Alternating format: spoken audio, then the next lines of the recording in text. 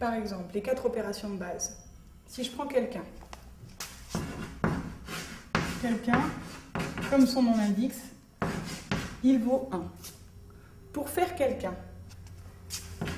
il faut une femme plus un homme.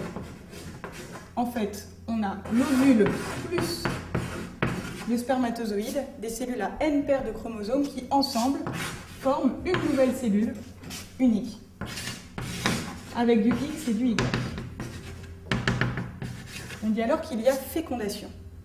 Là, pendant 9 mois, cette cellule, eh bien, pour se multiplier, elle se divise. Il porte bien son signe, le divisé. Il permet de faire de plusieurs à partir de 1. Et par ailleurs, la mère enceinte, c'est égal à la mère plus l'enfant. Donc l'enfant seul, il est égal à la mère enceinte moins la mère. Ce qu'on appelle la soustraction de naissance.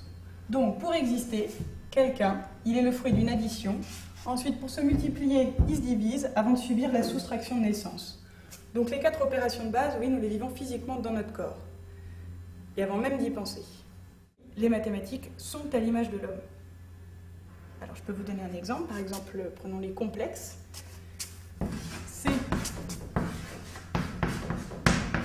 est égal à A plus IB. Ces nombres complexes-là sont dotés d'une partie réelle, A, et d'une partie imaginaire, IB, avec I au carré, qui est égal à moins 1. Donc ça, c'est un objet mathématique qui est à l'image de l'homme. L'homme lui-même, il est bien doté d'une partie réelle, son corps, qui entretient un rapport au temps qui est continu, soumis à la loi du ici et maintenant, et d'une partie imaginaire, sa pensée, qui elle est verticale et vectorielle. Son rapport au temps est discontinu, elle peut jouer avec. L'homme peut très bien vivre 2 présents en même temps, ce qui le rend tout à fait